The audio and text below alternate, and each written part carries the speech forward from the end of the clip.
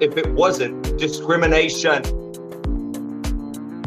And you have the nerve, you have the nerve to sit there on your high horse and preach to these bottom-feeding dwellers who sit in the chat room, like Alliance Blog, who's been doing this for over a decade, still only got 2,000 followers. Yeah, I see you, you're a jabroni and a ham sandwich, and I don't want to hear from you ever again.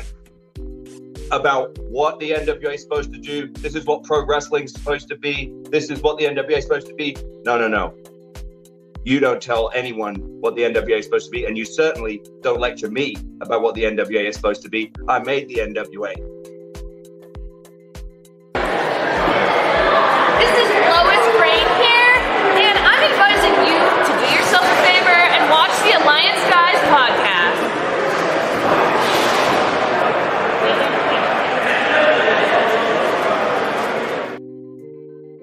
This is David Goldie, the World Wrestling Grand Prix Champion, and you're listening to the Alliance Guys podcast.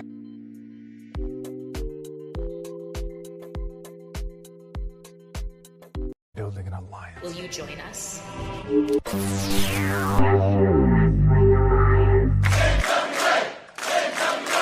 It's showtime. Good evening, ladies and gentlemen. We are tonight's entertainment. You're not here, you missing out, because this show... Ladies and gentlemen. All right, listen up. And now, the moment you've all been waiting for. It's time for the Alliance Guys podcast. What is up, everybody? Welcome to the Alliance Guys podcast, a presentation of alliance-wrestling.com. That's your number one source for news and information for the National Wrestling Alliance. My name is Jay Cal, and each and every Thursday, I come to you to talk some NWA wrestling, but I don't come alone. That's what she said. I come prepared. That's what she said. I come with my pals. She also said that. I'm with my pal, Jaden, who is one half of the, or not one half, I guess 1/4 now of the Alliance Guys. We're going 4 now. So what's up, man? How you been? I'm 25% of greatness. That's a lot more than I am. I have a Kevin Owens joke, but I decided not to say it. Say it. No, it's okay. I don't want to be on the list. I heard Dog got on the list. Dr. Zagardi was on the list earlier. Yeah, look, I've talked to Dr. Lawrence Zirconium a handful of times, right? Like I wouldn't say that we're best friends, but I certainly felt respected by the man. And then I felt disrespected when he came onto my live and started talking about, Kevin Owens this and Kevin Owens that. Like, my name is J Cal, right? I am from the Alliance blog, and I'm being gaslit by all these people on TikTok. They're trying to convince me that I'm Kevin Owens. They want me to crash out. They want me to sit in my car and talk about Cody Rhodes or Sami Zayn. And they don't know that I'm not even French Canadian, right? I'm from California, and I'm not Canadian. Anyway. Yes. I'm J Cal, not KO. So, that's how it be sometimes. He told me the other day that he looked nothing like Kevin Owens. He thinks he do look like Kevin Steen, though. Yeah, I've heard that one too. So we are live right over here on our streaming platform, the Alliance blog. You can find us on all social medias at the Alliance blog. I'm representing my guy Lamb Sum. I'm a Lamb Sum guy. Lamb Sum is a friend of mine. He also writes for alliance-wrestling.com. He covers Southern California wrestling, but my guy lives in Germany. He's got a better pulse on what's happening in my own state more than I do. Your silence is deafening. I'm trying to think of if I ever ordered lamb sum from a Chinese restaurant before. That's rude. That was really freaking rude. He's mad you think of it yourself. Maybe. Willie Bowen says, what's the difference between a talented and a non-talented wrestler? Ric Flair is a talented wrestler. Tyrus is a first-class bum. I don't know why that is so funny to me, because it's not even really a joke, right? It's a statement. It's a fact. Yes. Steve G's in the house. What's up, Steve G? Wiccan's my guy. Wiccan is a TikTok transfer. He came over from the other side. So welcome to the show, Wiccan. Double D, Devin Dowling's in the house. He's an occasional seasonal Alliance guy. Wicked, how is your mother, the Scarlet Witch, doing? Boom, roasted. Are they going to bring her back in the next Avengers movie? I don't know. Honestly, there's no body, no death. No body, no death. That's a thing in Hollywood. I can't say that word. I can't say it. I can't say that word. My wife is running the show over on TikTok right now. Question for you. Yeah. That message that Nick Aldis said early on and during the NWA, do you think he felt like that about the NWA later, that he created things like Gags the Gimp and other things of the NWA nature? Did he really think now that maybe that people shouldn't be criticizing the NWA later in his run, like right before he left? No, I think it's the exact opposite. I think he left because he realized where Billy's direction was going and said, I can't be associated with this. Like, honestly, like, he can't even said it on his way out. He was like, some of the booking decisions that Billy's making, I don't like. I don't think that's good for wrestling. And, can you blame him?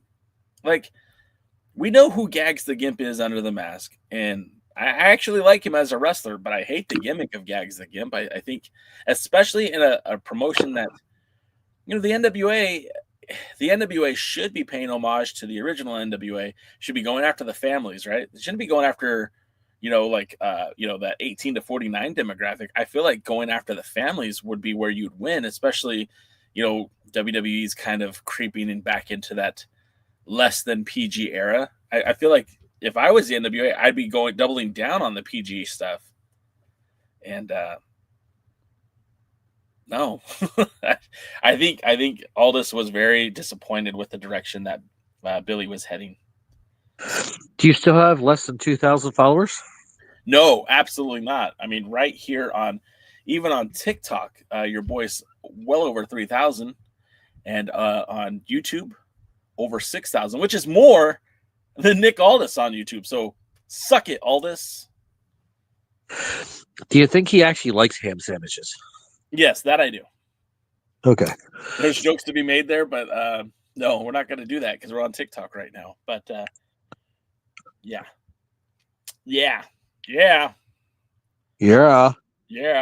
Double D's doing double duty. He's also on TikTok right now. That's a quadruple D. That's a really large bra size. Oh my God. I wouldn't know. Trouble Guardian just jumped in, and I think Trouble Guardian is I think he might be a transplant too. Something I feel is not said enough. It would be so cool to see Titus ONeal return to wrestling. Why did he retire? I don't know. Did he actually? I don't think he ever was a formal announcement. I think he did just transition him to a ambassador role. Maybe it's from the embarrassment of sliding under the ring. They should have given him the Saudi title just for that. That was cool.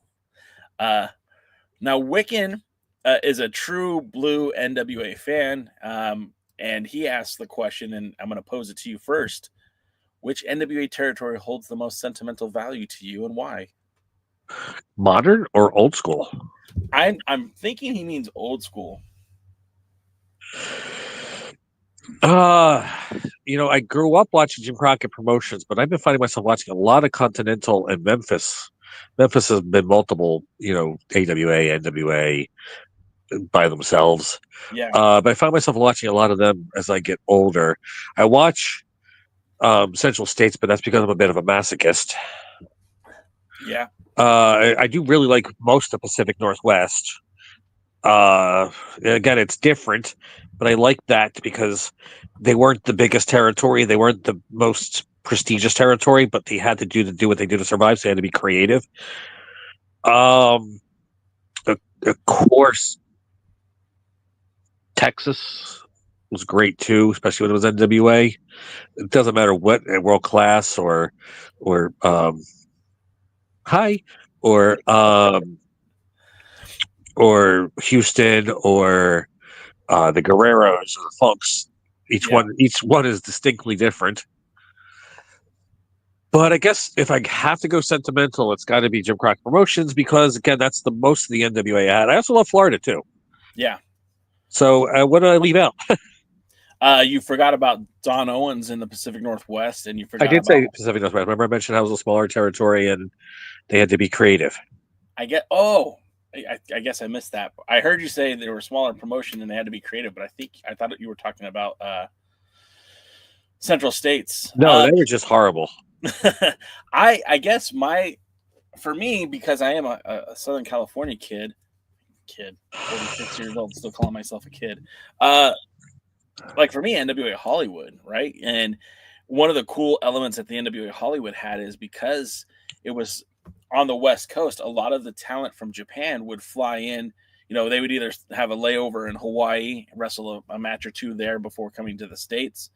And a lot of times those guys would land right in Southern California and do matches, you know, at the Grand Olympic Auditorium, which was the West Coast version of, you know, Madison Square Garden. Obviously a different sentiment, but, you know, back in the day, that the Grand Olympic Auditorium, I mean, Bruno Sammartino came, Terry Funk came, Andre the Giant was there. I mean, it had all the legends back in the day, and having those names come through, as well as guys from Mexico, Mil Mascaras, and a lot of the luchadores who'd come through to Southern California before embarking on other tours around the country.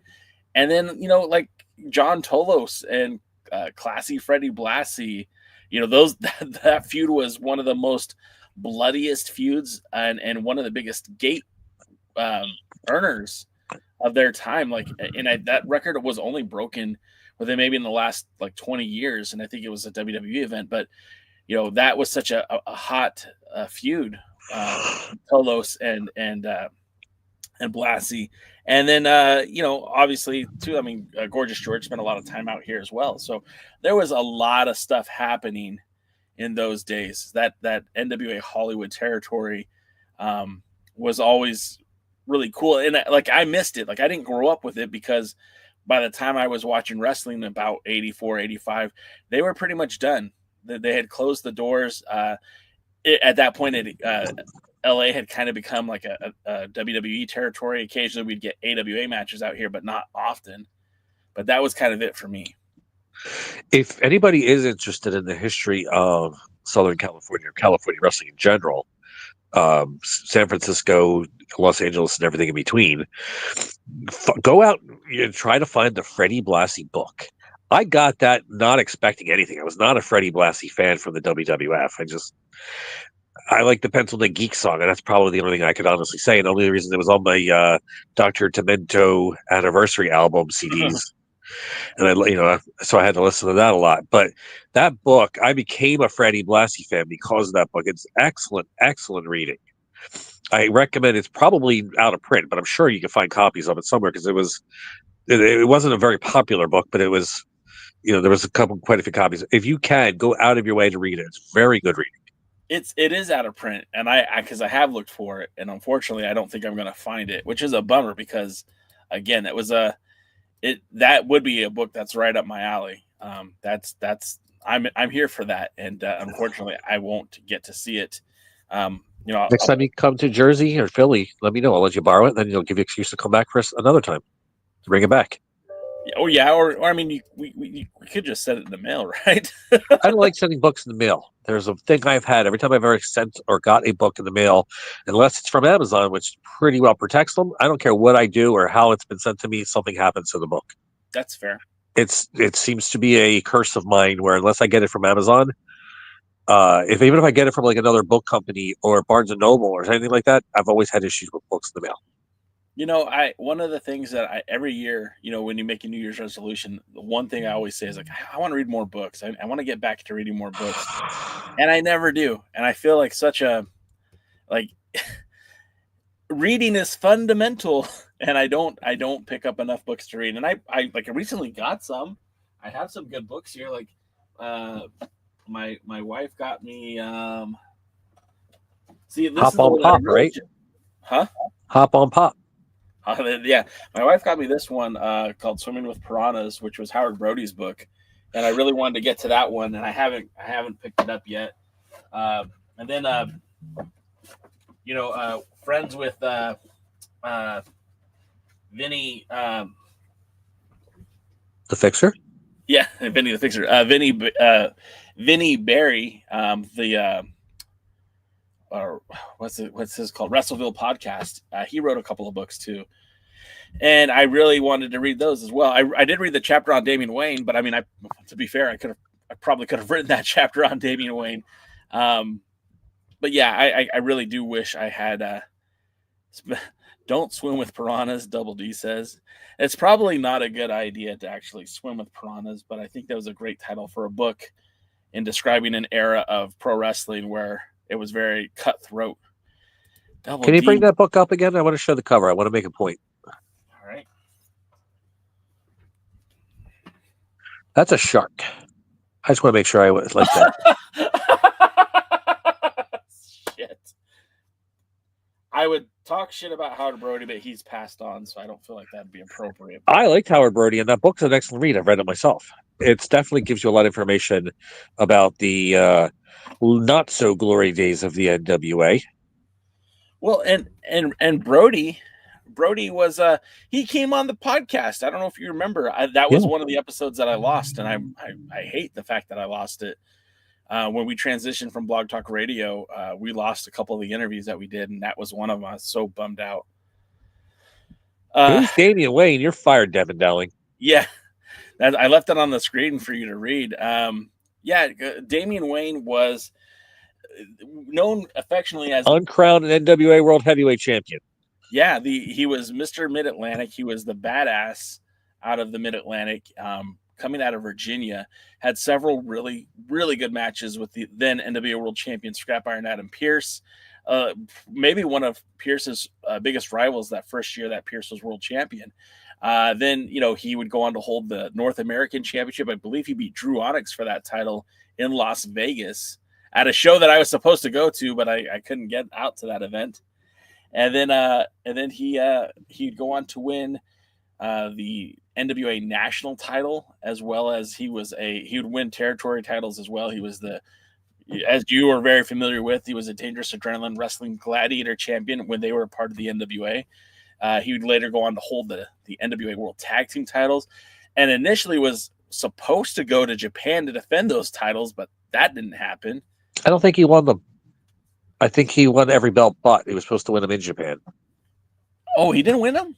No, I don't believe they did. Oh, I believe they won every tag belt they could possibly get. Him and a little feline friend from Canada. Oh, friend of mine. As I'm looking it up, you know what? You're right. He was the North American Tag Team Champion.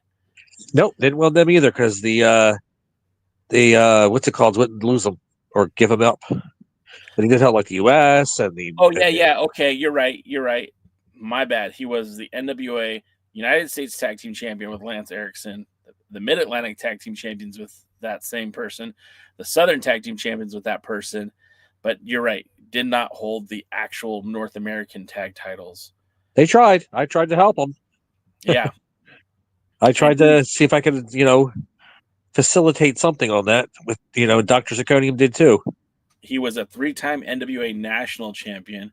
He held the North American title. He was like a 4-time Continental champion, NWA Continental champion. Which was Virginia later. Yeah. And then held the tag team titles as the Old School Empire with Mike. No relation to Patch and Vinnie. Yeah. Yeah.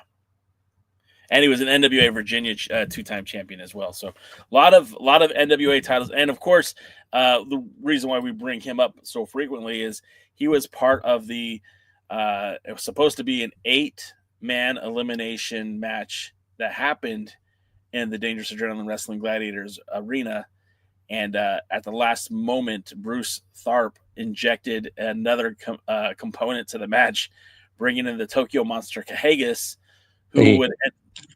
What's that? Nothing. I chuckled because you got it right.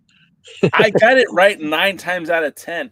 They put the belt on Kahangas, and he became the world's heavyweight champion. And a lot of the reason why they did that is because they wanted to create controversy. And the sad thing is Damen Wayne should have been champion. Like he was really good. and he carried that NWA banner when a lot of guys weren't. And honestly, in that time and space, I probably put him only behind Adam Pearce as somebody who carried the NWA banner. There was like 5 guys who I felt like were really represented the National Wrestling Alliance, and it was like Adam Pearce, Damen Wayne, Chance Prophet, Drew Onyx, and that's probably all that I can think of right now. But it was disappointing that he didn't win the title, that's for sure. And then what really made me mad is they never really gave him an opportunity to come back and win it later. They had matches, but they were like throwaway matches, and that's. If you guys ever go watch the 7 Levels of Hate, which was a documentary about Adam Pearce and Colt Cabana's best of 7 feud for the NWA World Heavyweight Championship, there's a lot in that talks about Pearce. The NWA wanted Pearce to drop the belt to Damen Wayne, and at the last minute, they just vetoed it, and it was stupid. It was a dumb idea. Damen Wayne should have been champion. And I hate the fact that they used my message board as the reason why they didn't put it on him. He defended the Dog Championship, Dangerous Zone Wrestling Gladiators, but then NWA Dog Pound. Yeah. 13 states. Yeah. In 13 states. There was times where the NWA World's title didn't make it to 13 states. Nope. There was times when it was a product of Tennessee and Texas. TNT. Yeah.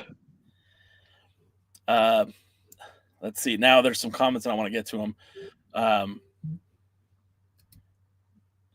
Okay, DCam's going to be on soon. Cool. Let's see. Craig said, "Have you read any of Tim Hornbaker's books?" And sadly, no, I have not. Jaden, have you?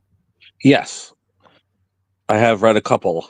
The history of the NWA was the one that took me the hardest to get through, but I read through it. Hardback or paperback? I think I have it on paperback. That's another book that I wanted to buy, but it just I wasn't able to.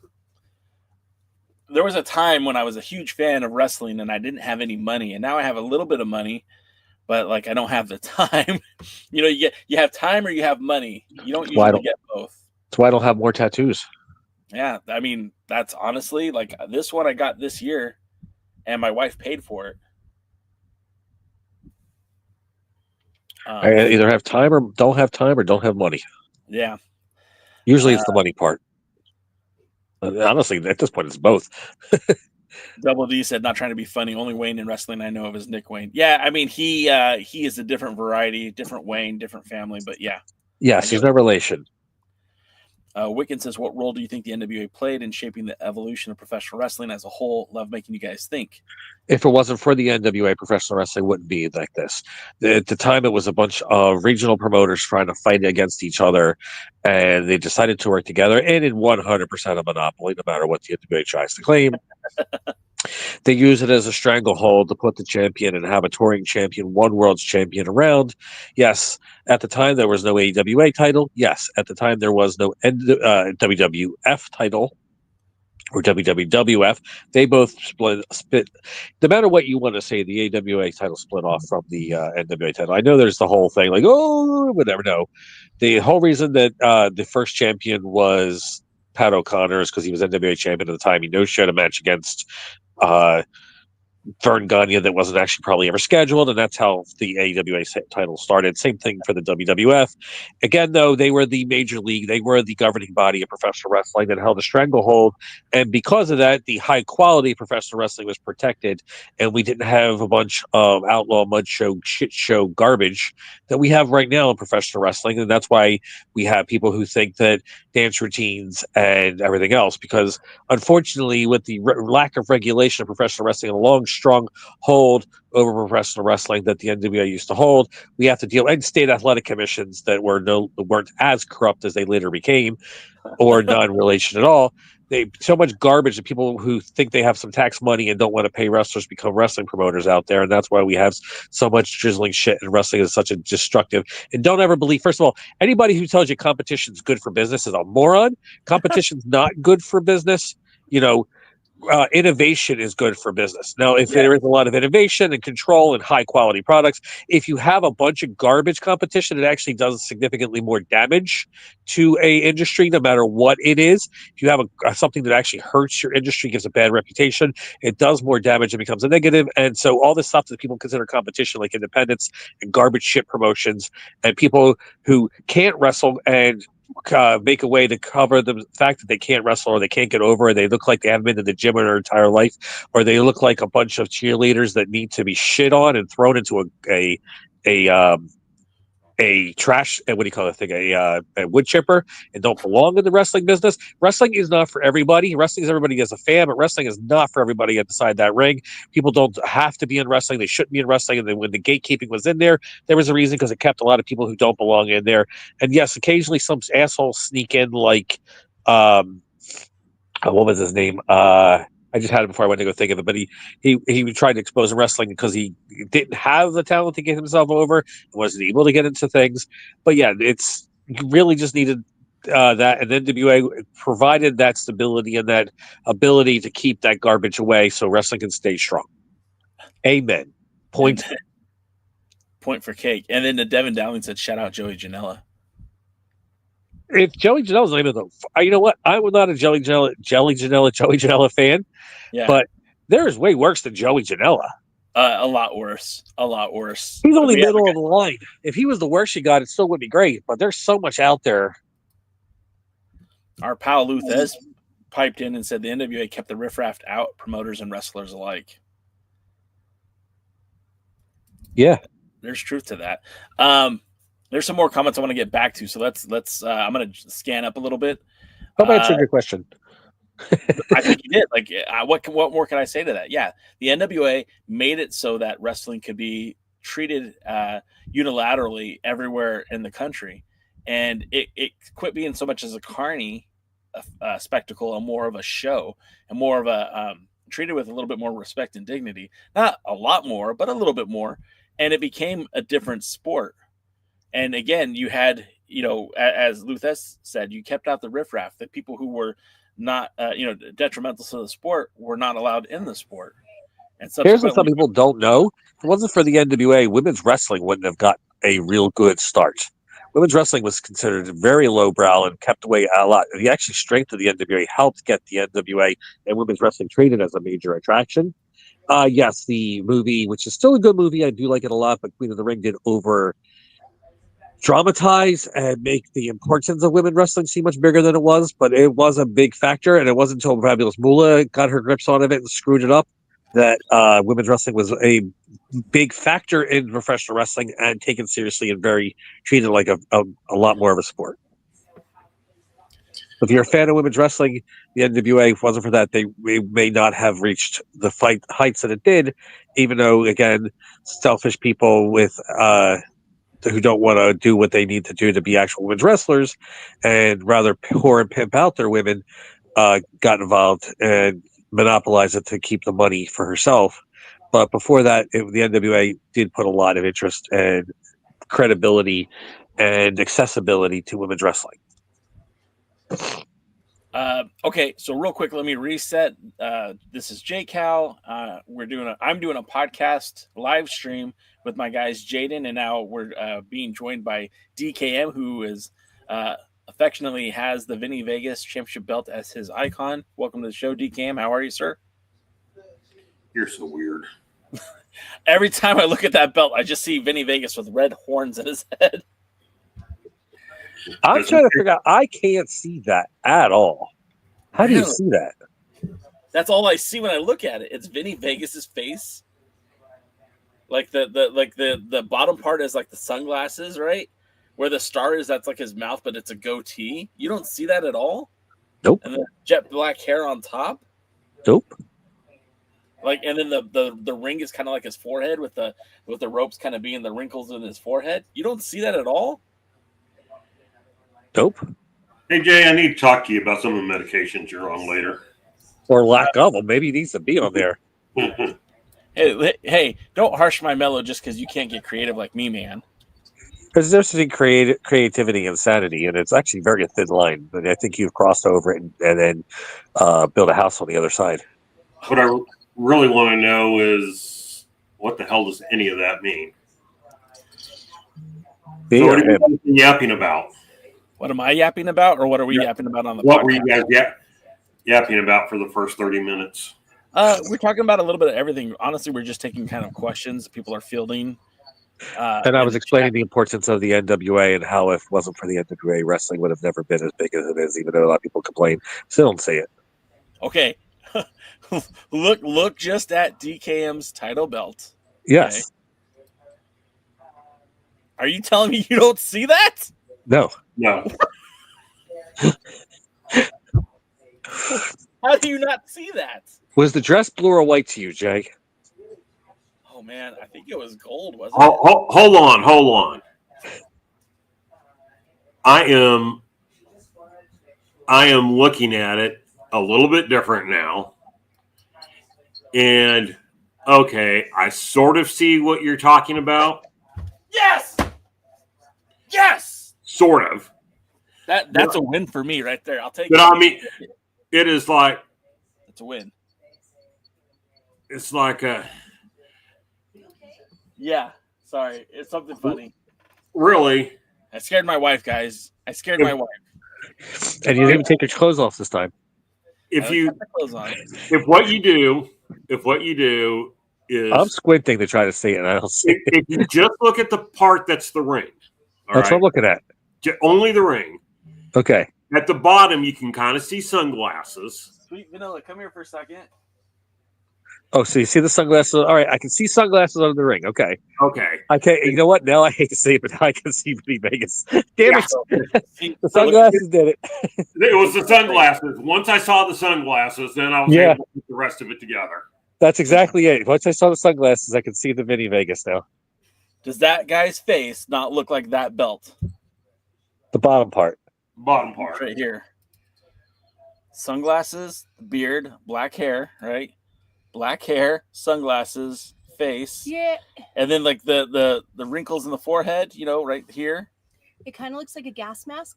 I see the bottom part that you're talking about. Kind of squint your eyes so it looks less. Wait, hold on. Yeah, take your glasses off. There you go. Oh my God! It does. The first time DK put that up, I'm like, it looks just like Vinnie Vegas. All right, take it back off. And he goes, they both thought I was crazy. Okay, no, I see it. I see so the black outside of the ring is his hair and the sunglasses. Yeah. And the ring is his forehead. Correct. And there's like a triangle.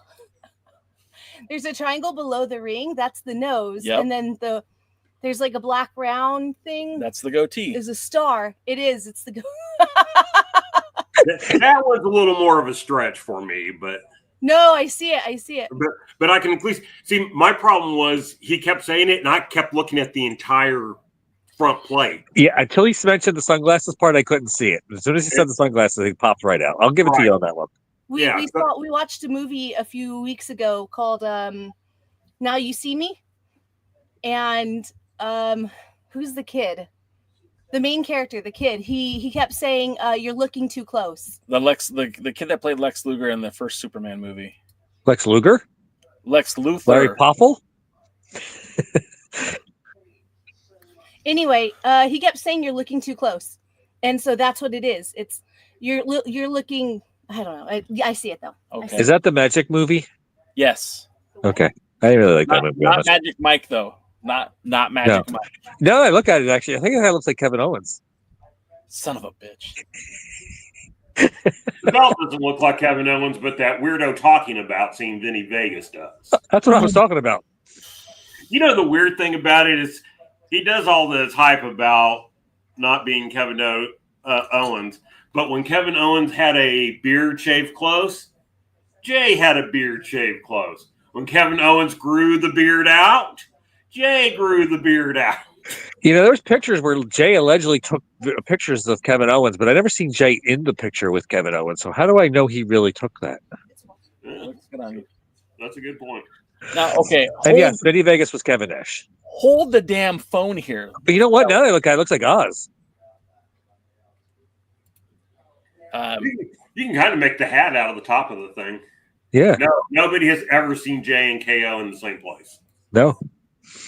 The sad thing is, I think Jay has when he looks in the mirror. What were you saying, DK? Nor at the same time. The sad thing is I kind of had an alibi, right? Because I went to SmackDown in San Diego this year, and my boy Soto was in the crowd, and I was in the crowd, and initially we were going to meet up and sit together, but I wasn't 100% sure I was going, so I just got tickets randomly, and my guy was there. Well, the dress looks nice. It's a good dress. And, yeah. So anyway. He was there to watch you wrestle in San Diego on SmackDown, right? Yeah. Trouble Guardian says, if y'all pushed him a little more, we would have seen a KO crash out. Over Metal saw it. Over Metal saw it. Really? If anybody you're having to argue with Over Metal, that immediately makes I don't say it anymore. Yeah. Oh, man. Oh, man. So KO, no, that's the thing. Like, my wife doesn't think KO is attractive, or at least I don't think she does. She doesn't find you attractive? Miss Sweet Vanilla, are you still around? Do you think Kevin Owens is attractive? You better. No, she's just with him for his money. Because I got so much of that. Good point. She's into him for his belt collection. Yeah, that's what it is. She's in for that big W money. It's the W money for sure. Okay, Gotta get some W, by the way. W, sponsor me. Give me some W. I'll send you some. No, it's okay. I just send me some money. Okay. And by the way, if you use W, make sure you use his code because just his link doesn't do it. Getting back to some of the other conversation that's going on here in the chat, Craig said, "Whatever happened to Cahagas?" I think he's still wrestling. Yes, I'm not 100% sure, but I think he's still wrestling. He just recently added the dog TikTok page. Make sure you add the dog TikTok page. Oh, he's late to the show because I think I was number 1 or number 2 on that. You weren't, but you were up there. Willie Bowen said Eli Drake should have been NWA World Heavyweight Champion. At this point, with focus being 2020, could we all agree that LA Knight should have been NWA World Heavyweight Champion? Or I think he was gone. I think just the world screwed that up. DK? Yeah, LA Knight, Eli Drake. Yeah. Yeah. That would have been the NWA's first feud for the world title when they came back off of, like when they started Power. Yeah. That should have been it. And they kind of made the mistake of, well, we're not ready for that. We're going to wait. We're going to do that later. And, the Roses Jam. What'd you say? Oh. So I'm also on TikTok right now. And Jam just sent me like 14 roses. So I appreciate that. That's very kind of them. Cool. You're being sent flowers by somebody. Maybe you should tell your wife about that. Anyway. That she was on there earlier telling people to tap the screen.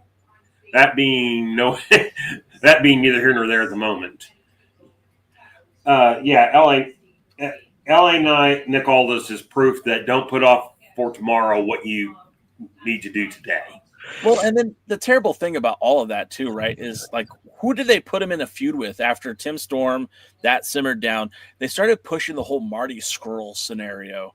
They even James Storm. They had James Storm too, which, granted, I didn't want James Storm to be champion, but you had Eli Drake there, and they were so cautious about making sure that the LA Night Express did not intersect the Nick Aldis Express. Like they were on two separate tracks. They were not running together at all. And that was so dumb to me because like the buildup could have started just as simply as Aldis or that, Drake looking at Aldis and saying, yeah, I think I want that. They never even pushed towards that direction. And I have a thought as to why. Why was that? Yeah. Yeah. I think this was because they were working with ROH and Aldis and Squirrel were friends. And so I think they were trying to get the most out of that ROH connection, friendship connection, everything like that. And so they were thinking to themselves, well, it's very strongly rumored and believed that Squirrel was supposed to win the world title. Well, I mean, 100% they booked themselves into a corner that the Crockett Cup in 2020, had that happened, Squirrel was going to win the title. I mean, that's how it was. Remember, they even said, Aldis said, if I can't beat you, I'll give everyone a refund or something like that. Well, if Squirrel did, it was phrased weirdly because there were some outs that were available, but it was like if Squirrel didn't beat him for the title, then Squirrel would have to refund everybody's money. So that meant Squirrel had to win. Yeah. And that may have been the thing. They may have said if he doesn't win, well, of course, there are ways that he could have won without winning the title. But yeah, they were certainly setting up for the idea that there was going to be a title change. And considering some things that happened afterwards, it's probably a good thing that they didn't. But it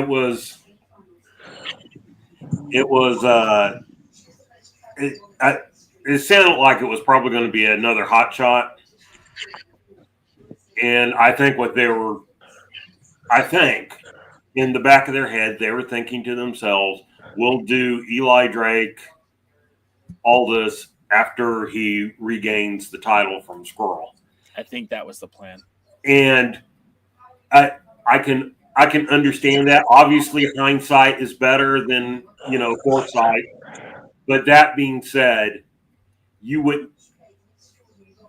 Drake, Aldis would have been a better feud if built properly, a better story than Squirrel. I think all across the board it would have been better. Even at the height of Marty's popularity, was he a good promo guy? I don't remember having a good promo from Marty. He had an interesting character. He had an interesting look, I should say, coming out wearing the plague mask and the umbrella and the whole Bullet Club thing. It was interesting. It was neat, but it wasn't he wasn't a great character. He didn't what was the major Marty Squirrel storyline? There wasn't one.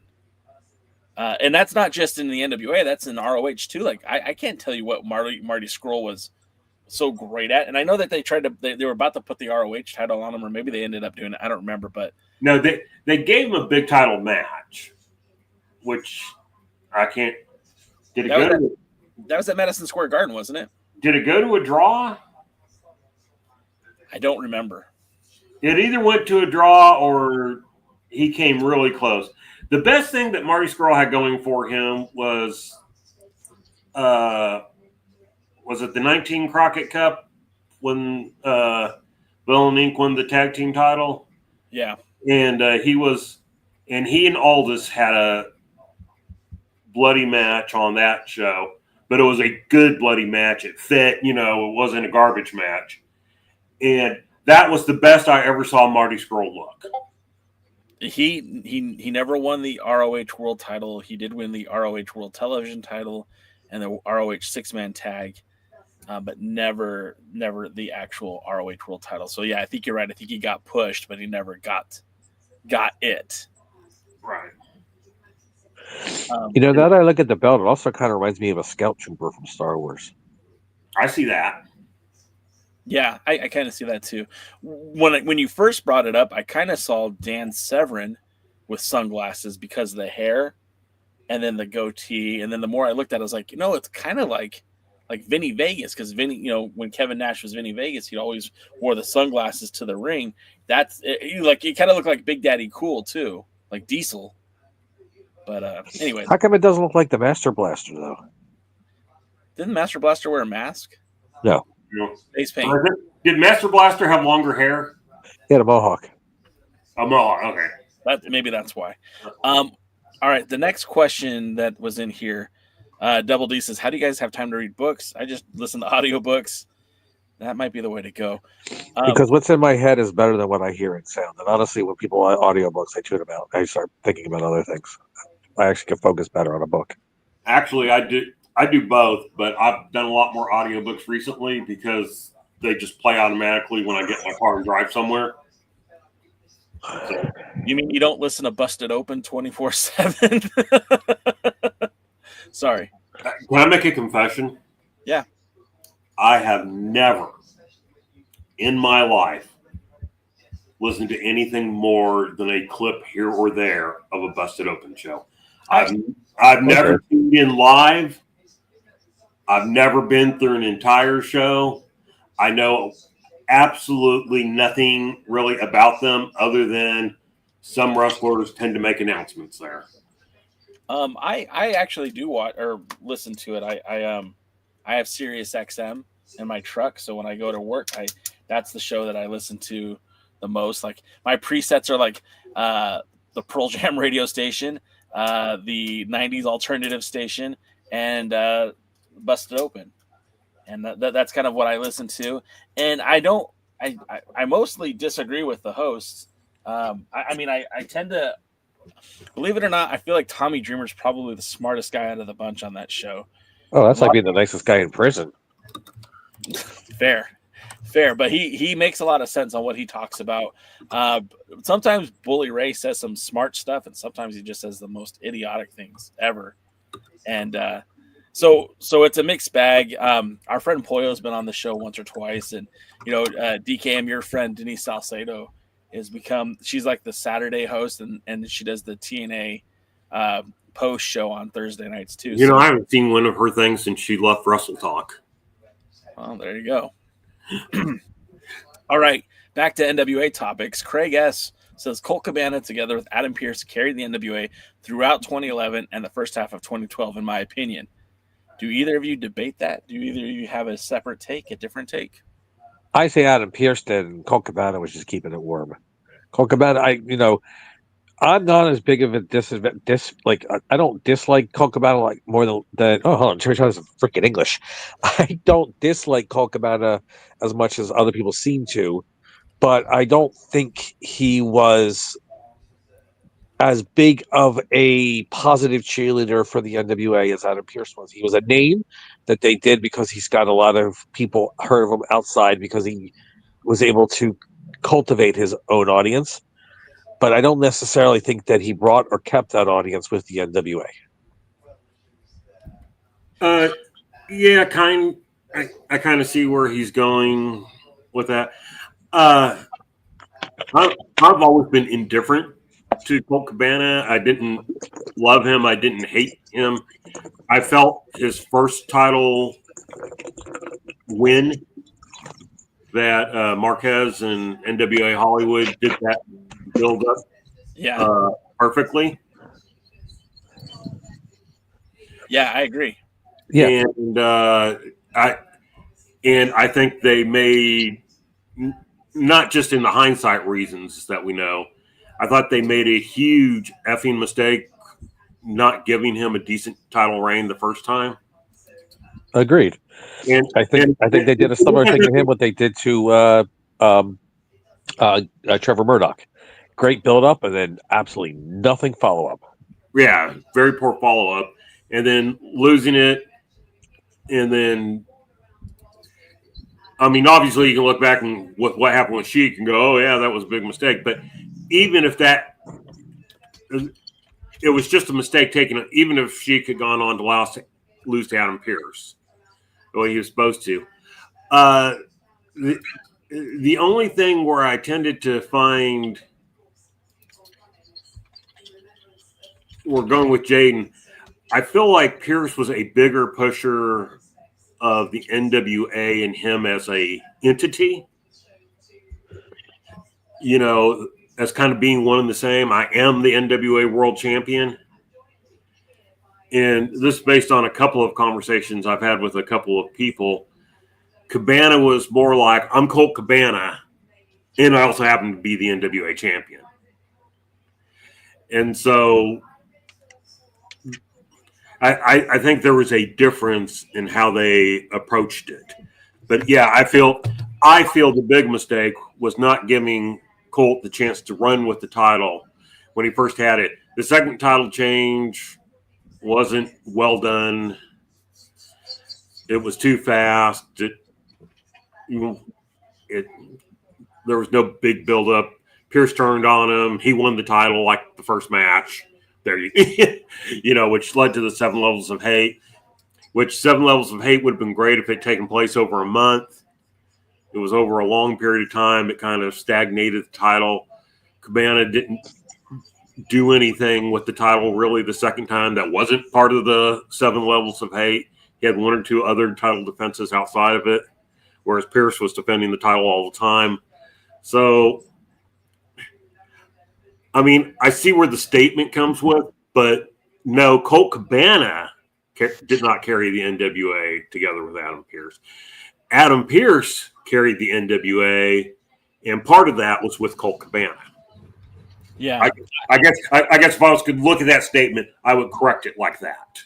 I think to just kind of summarize that all up, Adam Pearce certainly did carry the NWA in a lot of the time when he was world champion. He was the NWA. Colt Cabana as world heavyweight champion, he was Colt Cabana NWA World Champion, where it was NWA World Champion Scrap Iron Adam Pearce. I think that's exactly what it was. You know, it was Adam Pearce put the NWA first. Colt Cabana was there for the booking. You know, I don't feel like Colt was ever more occupied with being a ambassador for the National Wrestling Alliance. He had a podcast at that time. You know, I Heart Wrestling. That was Dave Lagana's podcast. It was the Colt Cabana podcast, and you know, very rarely did he even talk about the NWA on his own podcast.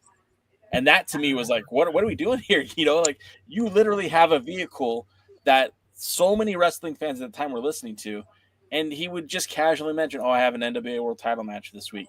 And I was always disappointed in that. I mean, I thought Colt was a great wrestler, and the whole do-it-yourself movement really did transcend independent pro wrestling.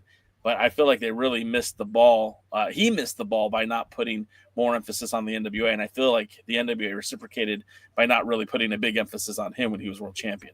I also feel like, again, from retrospect, I always felt like he was kind of embarrassed about the NWA. You know, like, oh, there's this old school thing that I'm part of the NWA and everything like that. It never felt like he was proud of the NWA, you know. Colt Cabana? Yeah. It's funny you say that. I had a conversation with one of the partners with Tharp and Ronquillo and even Fred. But it was after everything had been done and they were out of the business and everything like that. And they were talking to me about Colt Cabana, and one of the reasons they didn't put the title on him and wanted to put it on someone else is that they had this big call. They were talking to the champions. They were talking about what they were wanting to do. And Colt Cabana's basic reaction was like, well, you know, I'm kind of booked 6 months out, and, you know, I'm more than happy to take the title with me. And, you know, we can call it a title defense if you want, you know, stuff like that. But his interest didn't seem to be the NWA World Heavyweight title, you know, was the way it came across to me. And like I said, this was kind of after everything. So it wasn't one of those, you know, like early days when they would talk to me and really try to justify every decision they made. Yeah. You know, this was late after thing. And they go, Colt he just wasn't really interested in being the world champion. He was interested in being Colt Cabana, and he was willing to be the champion. Yeah. Well, and to their detriment or credit, however you want to look at it, I mean, he was Colt Cabana. He did have matches booked 6 months out, and like for them to want to disrupt that for him, like as a performer, like, you know, that's his main source of income. And like these guys weren't part-time wrestlers. He's a full-time pro wrestler. That's how he made his living. I could see where the NWA wanted control of his bookings. They wanted to have the say, the power of attorney to tell him where he can and can't defend the title, and to make himself more available to the NWA. But at the same time, Colt had these bookings without the NWA World title. I think that was the big thing, because when they were talking to me, that was kind of what they were going over. Not control or say you can or can't book there or whatever. It was they were going to require the licensees to book the champion. And so in order to book the champion, they needed somebody who was available to wrestle wrestle for the licensees. Now, of course, all that flew out the window when they went with New Japan, but yeah, it's one of those things. In hindsight, it probably wouldn't have made any difference. But then, would they have had an easy time of getting Cabana to drop the title when they needed him to, because they needed to do it pretty quickly, to somebody, to a Japanese guy or, something like that. It's just one of those things. Well, they would have had the same problem with him as they did with Adam Pearce, right? Like when the time came for the ownership changed hands, the pro wrestling organization was now done. All the rights and IP belonged to the International Wrestling Corporation. They did not want to keep Adam Pearce as champion. They wanted him to drop the belt to Damen Wayne. And Pearce kept saying, "Hey, look, we have contracts. We have these agreements. We have to have this match at this place and this match at this place. And if you're willing to honor, if you're willing to pay back the promoter for the money that you're taking out of their pocket that paid for this, then I will happily do that job for you wherever." And the fact of the matter is, they didn't want to do that. They could have stripped him of the title at any time. Sure. And one of the things Pearce did, and you can agree or not agree, I don't have a big opinion one way or the other. One of the things Pearce did is he would go, "Well, no, I promised to defend the title." But he also basically promised that he would respect the title when the time came. And it was one of those things where he handed it to Colt Cabana and let Colt Cabana trash it while he was in the ring listening and basically agreeing. So that is kind of what soured them. They could have stripped him of the title any time and said, "You know what, buddy? It doesn't matter." So as of this date, you're no longer going to be champion. You can either drop the title of your own, choosing, or we'll just strip you of it. I was privy to some documents that weren't meant for my eyes, and one of the partners was thrilled with the way that they ended the title in Australia. That one of the partners was all about the way that belt landed. Was it controversial? Is that why? It sure was. Yeah. And that one partner was the one that was responsible for negotiating with those two. Yeah. Let's move on. And that one partner didn't last long after that. Can I say something real quick, though? Neither the other partner. Yeah, Jaden, go ahead, and then we'll move on. This is something I think that should be for the NWA World Heavyweight Champion. Anybody who from now on that wins the NWA World title should never hold any other title. I never understood that. If you're the NWA World Heavyweight title, it should be the be-all, end-all. If you are made to be the NWA World Heavyweight Champion, it should be the absolute pinnacle of the mountain. You should want no other belt. That is such an indie bullshit mindset from a bunch of belt marks who saw Ultimo Dragon with a bunch of belts and wanted to act like they're a big deal by holding a bunch of ugly-ass indie belts or replica belts so they could act like they are the next Ultimo Dragon picture. Like Matt Cardona. It doesn't matter. No, I'm not even saying about Matt Cardona. If you're the NWA World Heavyweight Champion, they should be automatically in the contract to win that title. You cannot. You have to drop any titles you currently hold, forfeit them, and you have to. And they should not hold any. I'm also talking about EC3. Did it with the OVW national title. Yeah. Okay. Yeah. Good point. Why would you want to be the Super Bowl champion and then go play for a high school championship? Okay, so wait, I'm going to use your own words against you because you told me this lots of times. Being the champion means you get a bigger payday, and having the championship but the title, world title is the top of the line. Every other step is the shot to the world heavyweight title. It's a stepping stone. You can hold the national, the TV, and everything else because it's not the top of the line. It's not the peak, the pinnacle, the top of the mountain. It's a stepping stone to get there. And I've said that very much too. So in case you tried to convert my words, make sure you quote them correctly. Jaden's fired up, dog. Did you what energy? I was a pissy day today. I had to deal with a moron. I honestly believe we should castrate somebody with a lower IQ. There's certain people in this world that they should apologize for trees for using up their hard-earned oxygen. We really need. People. There was a joke I said, but it's true. We need to take warning labels off because you know what?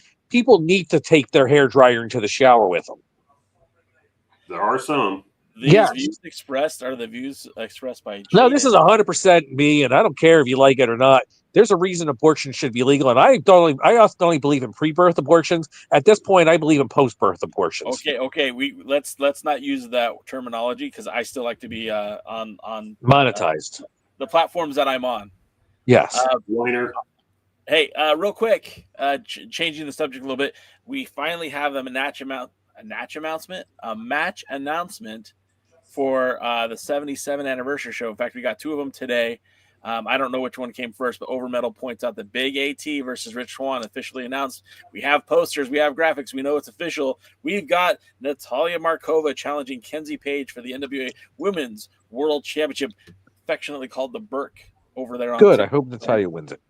And then we have Alex Taylor versus Rich Swann for the World Junior Heavyweight Championship. I hope Rich wins it.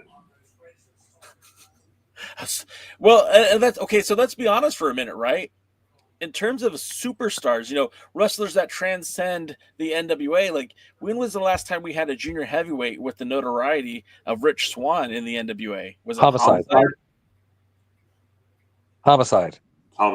And I think we all said it at the same time, which is kind of funny and cute. We're silly like that. So this is the first big name to enter the junior heavyweight division on behalf of the National Wrestling Alliance since the first champion of this era. So I think this is going to be a good matchup. I know that that's an unpopular opinion.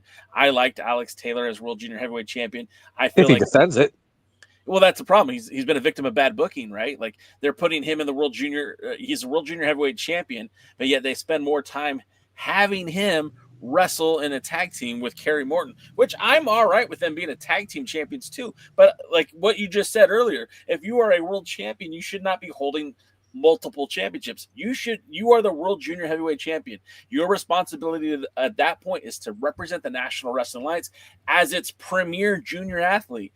And putting him in the tag team with Kerry Morton, it makes the Southern Six look a little bit more golden. But at the same time, like, why not just use Thrillbilly Silas Mason in that role, and then you have 3 belts for 3 guys instead of 3 belts for 2 guys? It doesn't make any sense to me. Alex Taylor looks very hybrid of Michael Hayes and Buddy Roberts in that picture. I've always thought that ever since he started dyeing the hair blonde. I'm like, that dude looks like Buddy Roberts and Michael Hayes, and especially because the beard is so dark. Yeet. Do you agree, DK? Are you here, DK? Are you muted, DK? DK's muted. I'm muted. Okay. Yes. Yeah. I mean, I certainly see it, and certainly in that star. The robe, the picture, the face. It's. Yeah. It's like he's channeling 3 different wrestlers. Here's the other one. And I think he kind of looks like the belt below. Just kidding. Okay, put the picture back up. I swear I've seen Shawn Michaels make that face. All the time. Long time. And then, when I look at that belt, it doesn't look anything like Vinnie Vegas. No, it doesn't. Not at all. Not even a little bit. So that's kind of cool. We got 2 matches announced for the 77. I have a question for you about the 77. Yeah. And we talked a little bit about this offline, but I'm curious. 2 years ago at the 75, they kind of did a big reset. They changed almost all the titles. We retired Tyrus. God. Yeah, and other things. They kind of went good for a year with that. This last year, they've kind of gotten, what's the word I'm looking for? Boring. Okay. Where the titles are concerned, a lot of long reigns, a lot of big space in between title defenses. Somebody listening to Star Trek in the background? Probably. No, somebody's listening to a religious service. Oh, I thought I was stuck in Outer World again. But anyway, maybe. But should they do that? Should they do that again? Should they use 77 as a reset? Not necessarily change every title. Like I would keep the world title on Latimer. But like almost all the others, kind of maybe it's time to do something.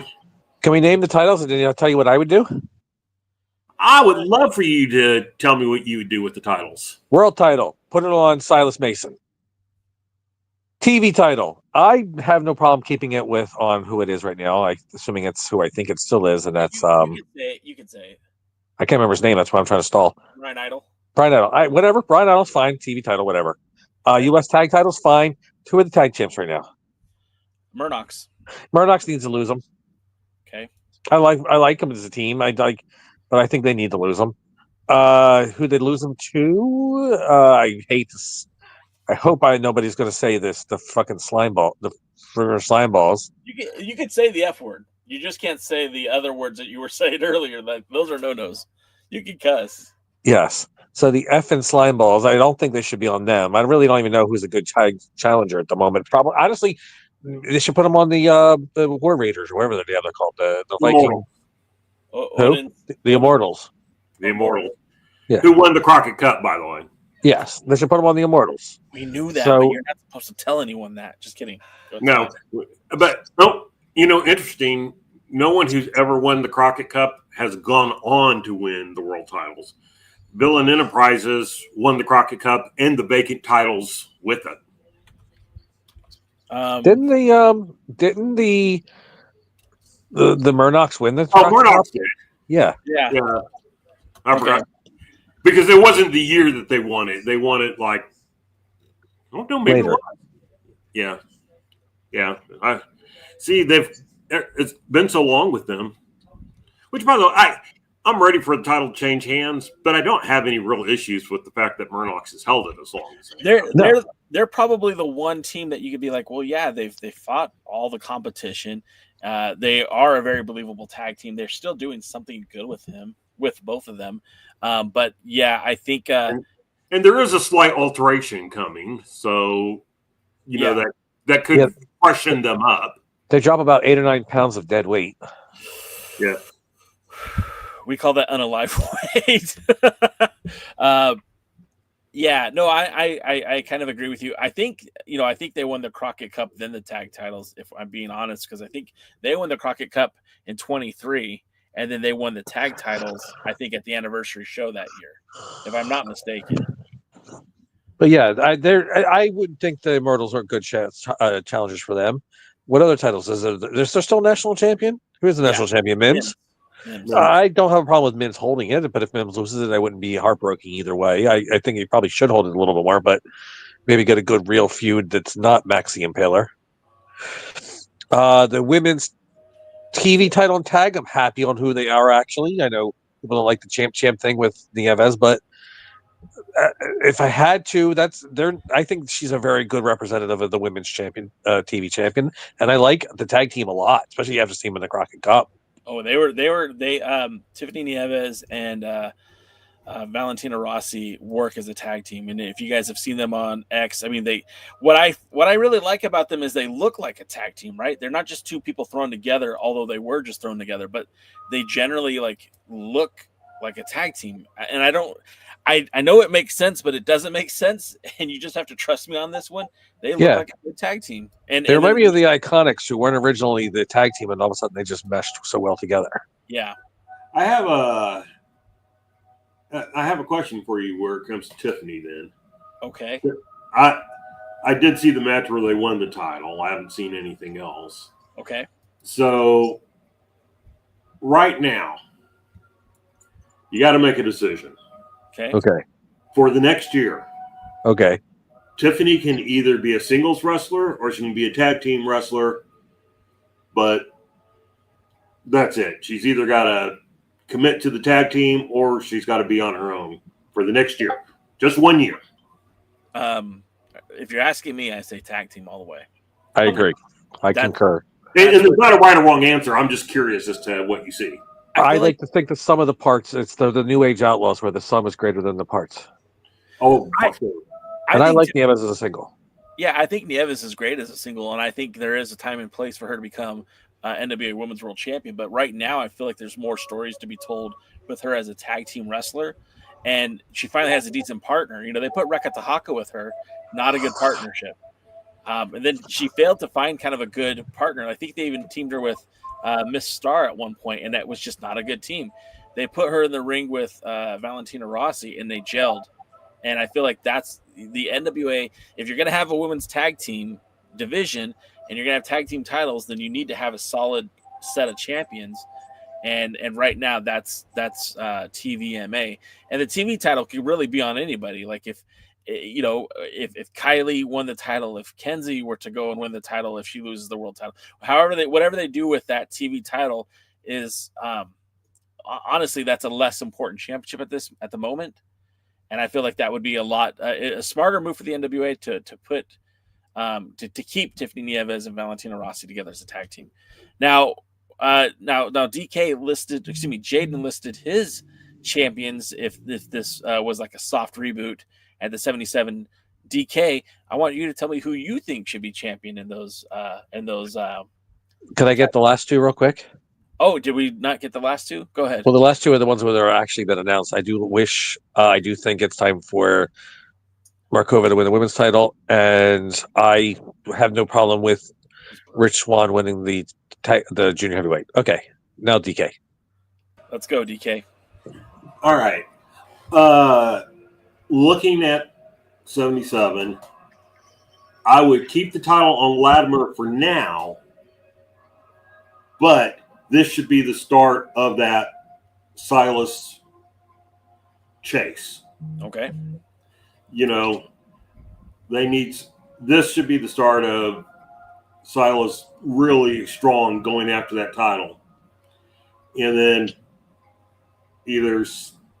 probably just after the first of the year, the title should change hands. It certainly should not change hands at the 77 because that would be 3 straight years. And you feel like that's too predictable? Well, I feel it ends up harming things when you start going, okay, well, they're not going to change the title for a year. Yeah.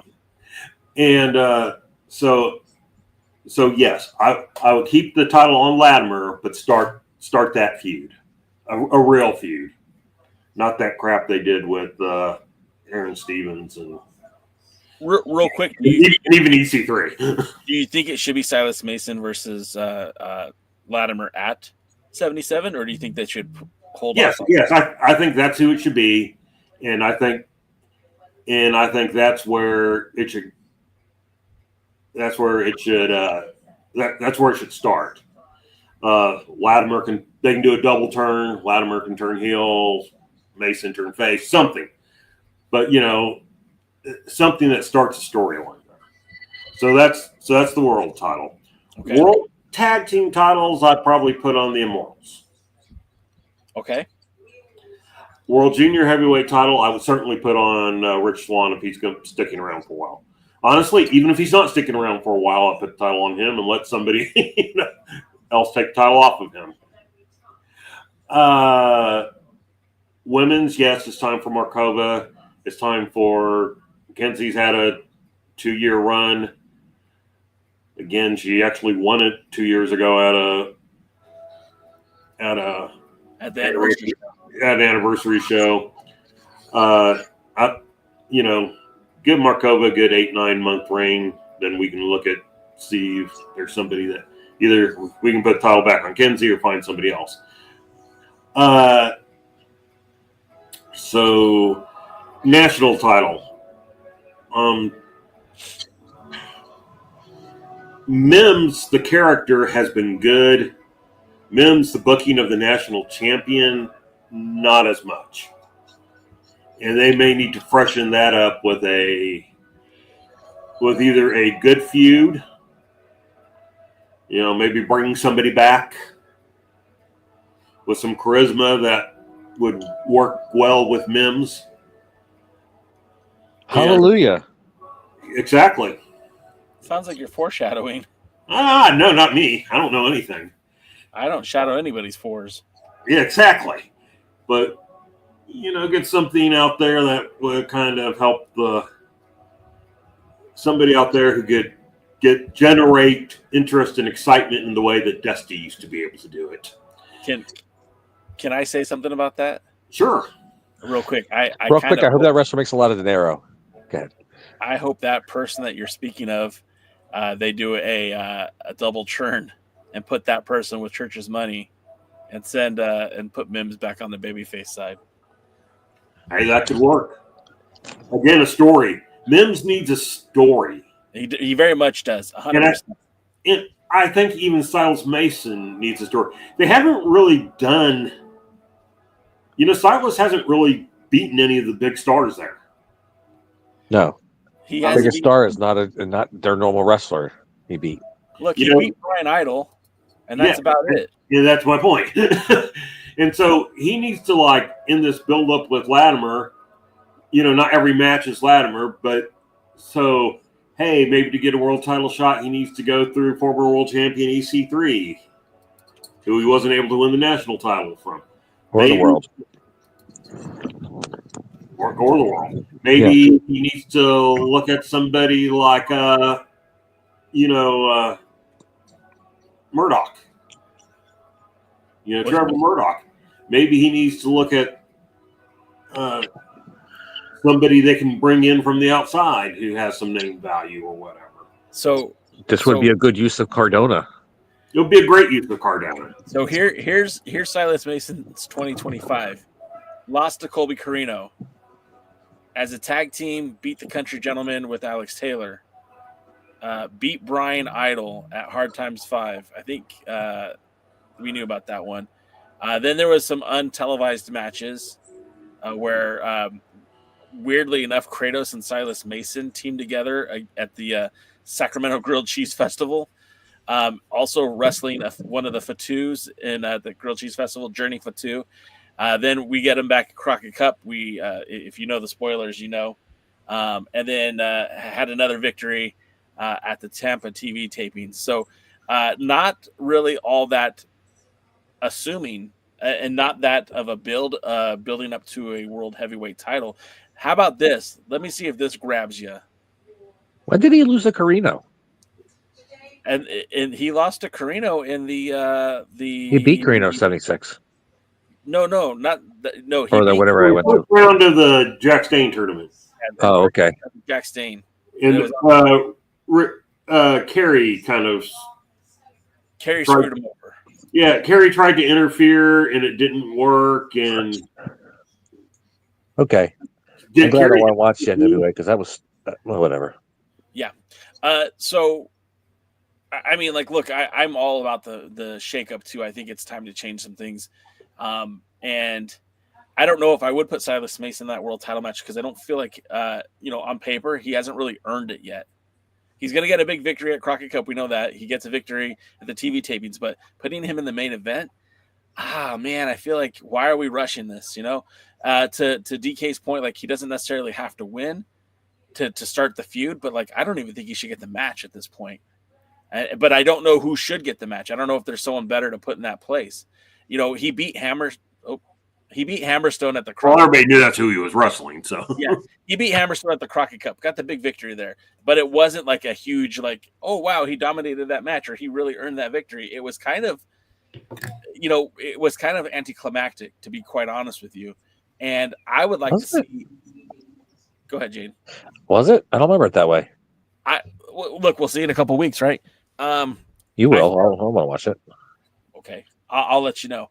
But I feel like, right now, he is the guy that I feel like needs to beat up. He's the guy that needs to get built up. So, like DK suggested, if you bring Matt Cardona back around, forget putting him in the national title picture, have him and Silas Mason feud. I feel like that would be a good way to build him up. Because imagine if he beats Matt Cardona. First of all, Silas Mason is a better promo guy than Matt Cardona, that's for sure. Hell of a lot better worker than Matt Cardona, that's for sure. But what Cardona has and Silas doesn't is notoriety.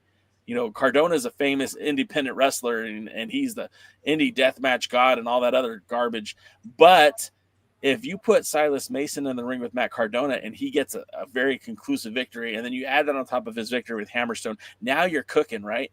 And then what if you do put him in a match with Rhino? What if you bring Rhino in for 77 and put him and Silas Mason in the ring together? Now you're cooking. And you could easily, look, Hammerstone could wrestle against Tom Latimer at 77. And I know that very much contradicts what I just said, but, Hammerstone has superstar appeal. He's obviously, slumming it in the NWA. So bringing him in and putting him in a world title match, I don't think is going to be all that. You don't have to do a whole lot of convincing there, I don't think. Where Silas Mason, I mean, he spent the last year on the roster not really doing a whole lot in terms of that world title picture. And it's not because I don't like Silas Mason. I honestly think he is the future of the company. But I feel like if you build him up right now by putting him in the ring with guys who are established superstars in and out of the NWA, like that's how you're going to make him the real deal. And when he does get his time to wrestle Tom Latimer for the title and he makes it count, like people are going to buy in. And that's what you need. People need to buy into what the NWA is selling right now. And the hard problem to do that is the booking's been so chaotic and bullshit that no one's getting into it. Not the way that they should. If he does beat Rhino, he does beat Cardona, he does get a win over Trevor Murdoch, he does beat EC3 and then get a match, then unfortunately kills a lot of his future challengers, but it does really build him up to it. But by that point, Carson Drake should be ready to be a top challenger. By that point, Mim should be ready to be a top challenger. By that point, you should have a list of guys ready to go to be that catalyst against him. If Carson Drake is the future, like everyone seems to think on Discord, great.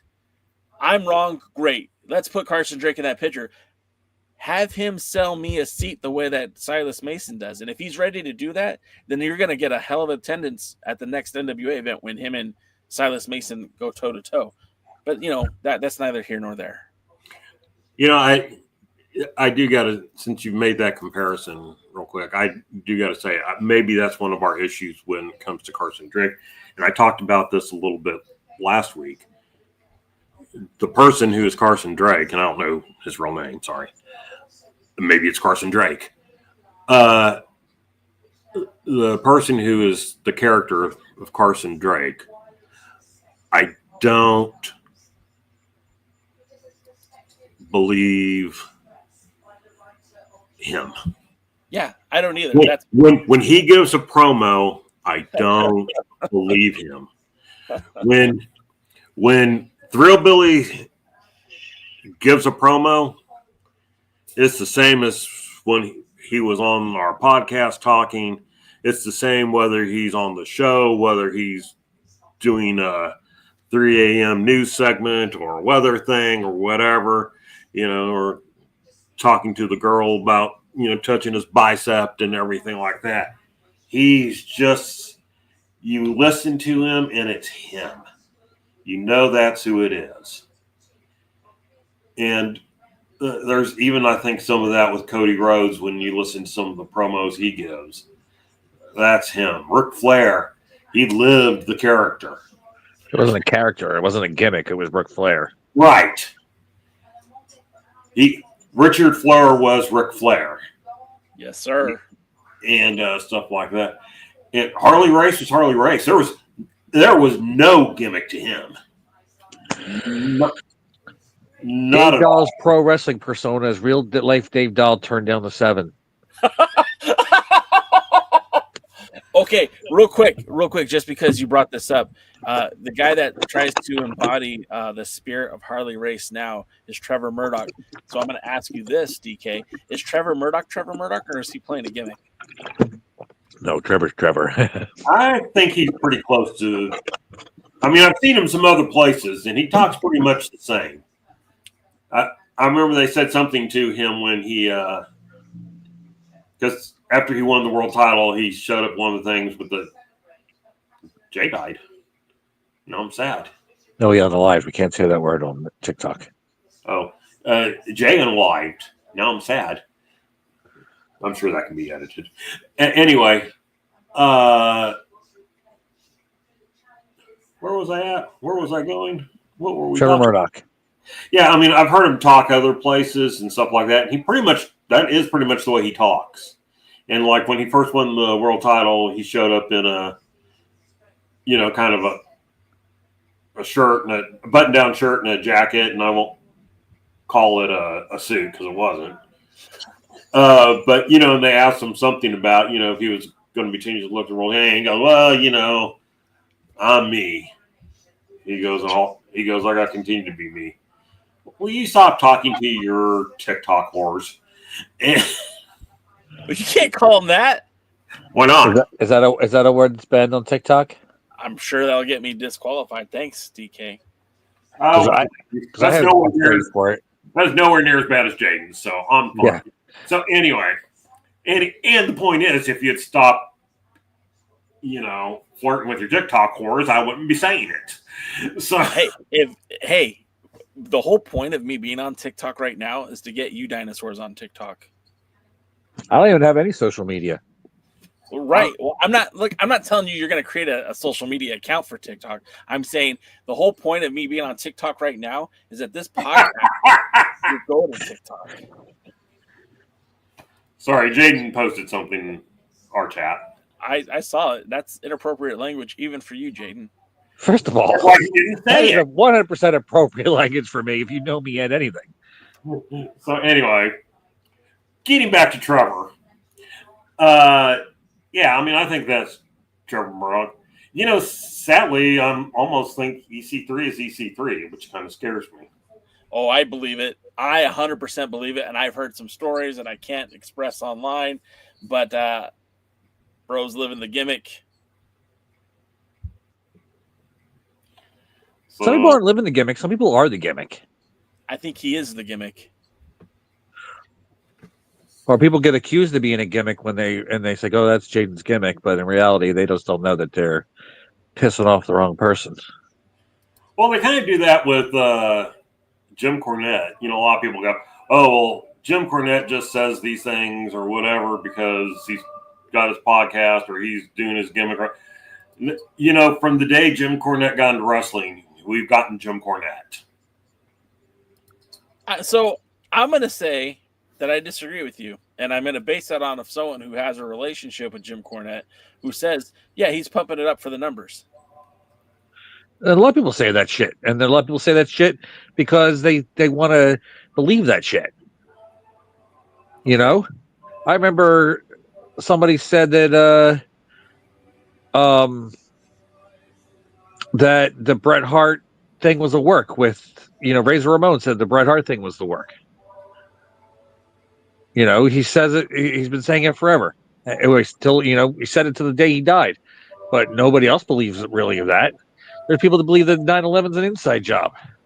Okay, stop with the conspiracy stuff, man. We don't need to talk about that.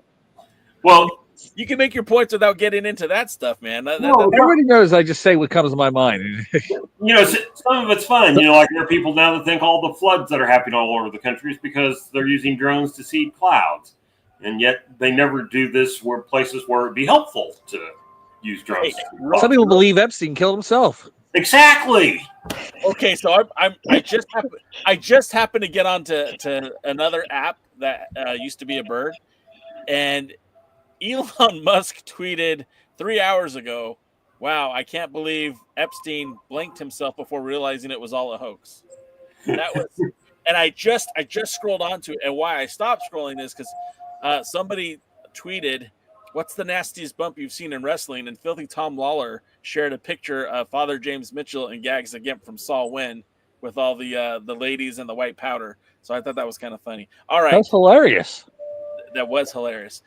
Let's get back to less conspiracy theories, more. Let's talk about wrestling. Let's talk about this 77th anniversary show. DK, you were getting ready to tell us who you thought should be the next champions, and I think we said you thought that Tom and Silas should wrestle for the world title, but not Silas should not win the title there. You were telling us that you're ready to see Markova win the title, I believe. Yes. And what did you think about Murdoch's as tag team champion? Should they retain the titles? Should they lose the titles? Jay doesn't listen to you, DK. I know. Well, it's been a while. It's called resetting because you guys are going off on crazy tangents here, and I'm trying to get the show back under control. That's what Sorry, what were you saying? But anyhow, resetting. All right, resetting. Hey, did you know that the belt looks a lot like Vinnie Vegas? Yeah, I've noticed that too. They can't see it though. I haven't figured it out. I'm looking this up. Oh my God! Do you realize Jay looks just like Kevin Owens? Now that you say it, I do see the similarities. I'm glad we reset back to the beginning. Are you, Jay? So anyway, back to the thing. Yes, the Immortals should win the world tag team titles. I'm good. Can we get rid of Vinnie Vegas? Thank you. I'm good with Brian Idol as the TV champion, although if they could find somebody that was, let's say, interesting, I wouldn't have a problem with. Why do we have the Colognes on there? I don't know. He's bored. Huh. If they can find somebody interesting, then sure, I'm all for getting an interesting person in as TV champion. And no, it's not Carson Matthew. And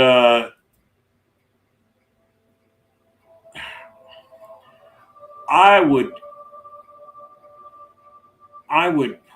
probably change the women's TV championship, but I don't know who I would put it on.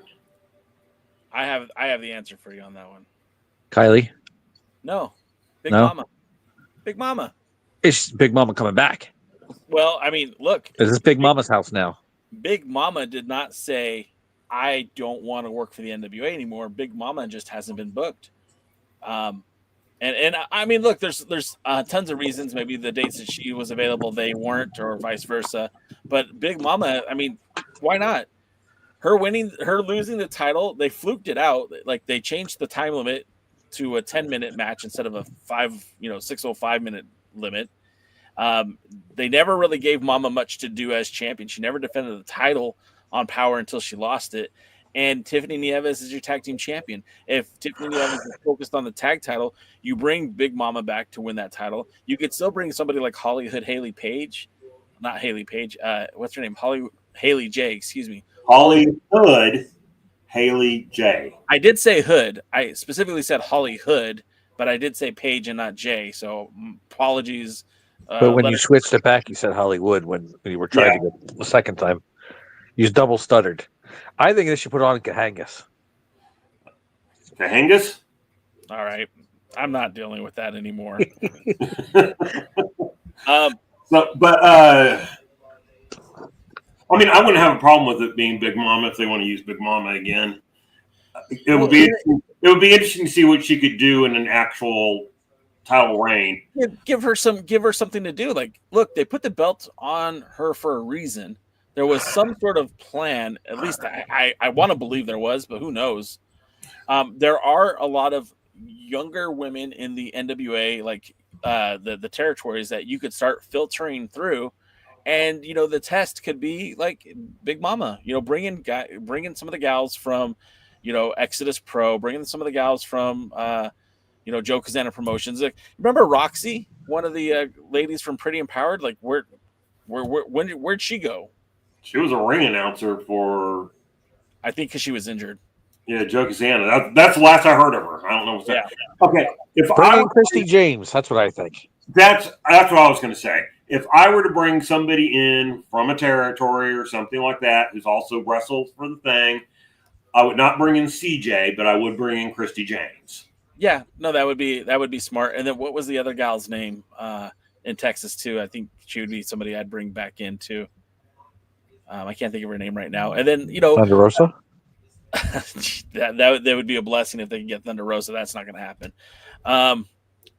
Noob said, "Where's Taylor Rising?" I think she quietly exited the NWA earlier in the year. The last time I saw her, she was in Maple Leaf Pro Wrestling. She is Canadian. She's Canadian. Just like you, Kevin Owens. See? Taylor Rising, is that like Paul Levesque in drag? Yes. I'm glad you noticed that. So who I could bring in either one of the King Bees as a singles wrestler. Yeah. People forget that they're more singles wrestlers than they were tag team wrestlers. They were only a team for like a year and a half. I think the idea of bringing them in as a tag team is that suits a need that's more. I think there's a higher priority, right? Like they used the Tonga twins, and they came in for Crockett Cup, and that so far we haven't heard anything else from them. So they had one appearance. Willie Bowen brought up Rekka Tahaka. When she recovers, she'd be a great addition to the roster. But again, I don't think she wasn't one of the best talents. If she goes back to training.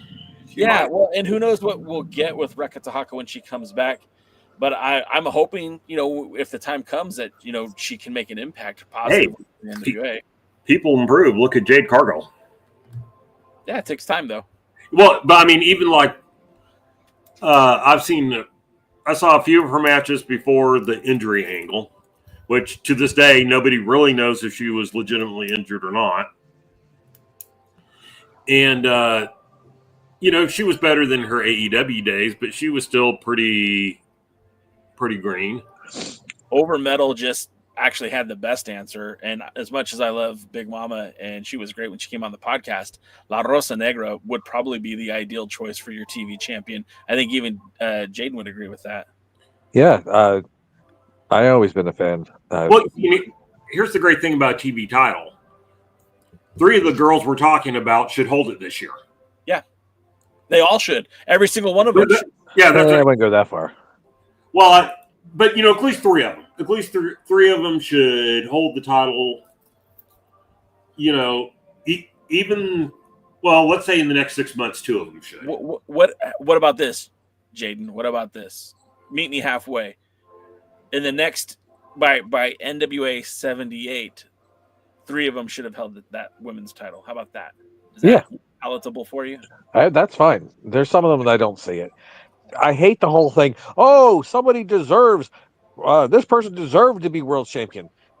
In the days where the world championship, any world champion meant something, the only way they held it is if they were making the money. If they didn't hold it, they weren't being able to hold that money. People can talk about Scott Hall deserving to win the world title, the WWF title, or Ted DiBiase, or whoever. If they thought that was going to bring the money, that's, they would have been world champion. Same thing for NWA, same thing for AEWA. The money draw was the world's champion. You don't win it because you deserve it. You win it because you're going to bring the most money and most eyeballs to the company. And that may have been the mistake that the AWA made at the end. Why? I think, it's openly said that Vern Gagne wanted, shoot wrestlers as his champions, as his world champion. And, he didn't have a plan for Stan Hansen because Hansen was supposed to lose the title back to Martel.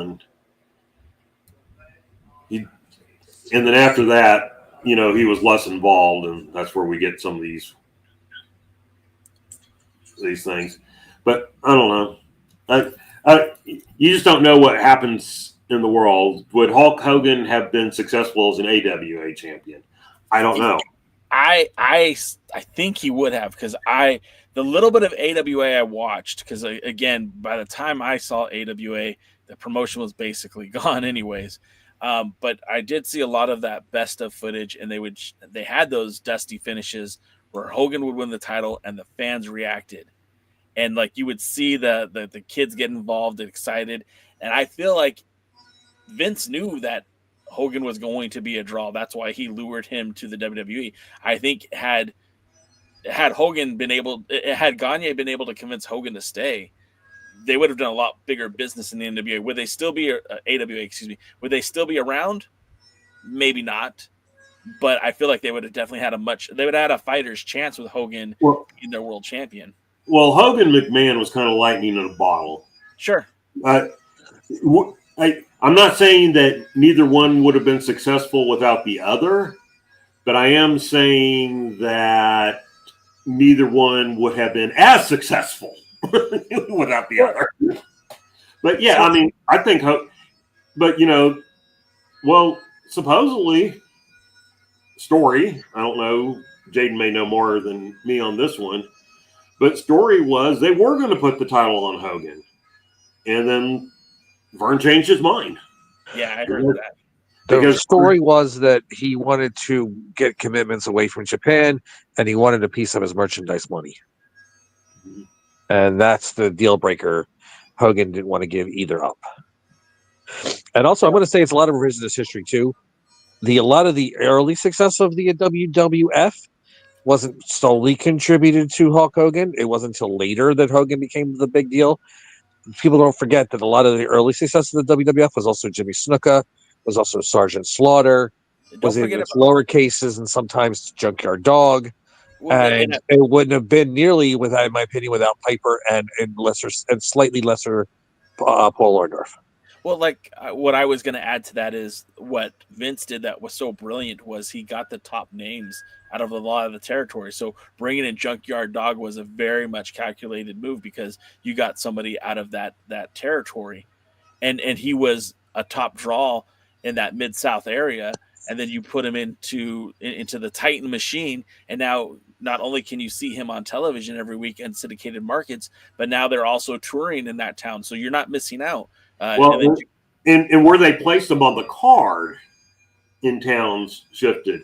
Junkyard Dog wrestled low card in a lot of places, but when they're in the old Mid-South, he was in the upper part of the card.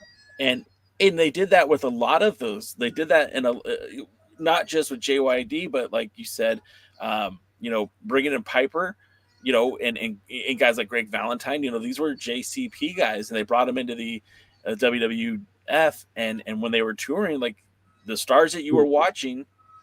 Did you know at first Piper went and worked Crockett Territory under WWE? Really? When he first went, and they were talking about, and Vince was talking to him about going national, going everywhere. Where Piper said, he goes, I won't wrestle in Crockett's territory. Now, of course, that changed over time, but yeah, at first. The same thing too with Portland. So like that story sounds very accurate to me because the same was true about Don Owens. Like he would not go into the Portland area. And if the WWE was in Portland that night, he wasn't on the card. Here's another bit of revisionist history too. A lot of people think that Bob Backlund wasn't a successful champion. I have people who've been around the WWF at the time. Yeah. And they said, except later, people weren't a fan of Bob Backlund, but for the first couple of years, the first 3 years of his reign, he was super, super over and popular. It was later that they got tired of him. But initially, everybody liked Bob Backlund. He was a big draw. How many years did he hold the Backlund hold it? 6. So I mean, think about that in today's standard. Like, yeah, of course it was time for a change. Of course they got tired of him towards the end, but he was that All-American babyface. Now, I want to shift the show. They did a shift in his character to kind of refresh him, and it didn't really work. They say one of the biggest things that started the turn was when superstar Billy Graham destroyed the belt, and he was literally crying over it. Yeah. You know what I'm saying? And they got that. There's a lot of machismo in the Northeast. Yeah. To quote Razor Ramon, and they said that really hurt him. Yes, and I've heard that same thing. So one more question, and then I want to switch to what Overmetal said. But I even thought this was true, and you DK, you have a greater understanding of the Texas wrestling scene, so you tell me.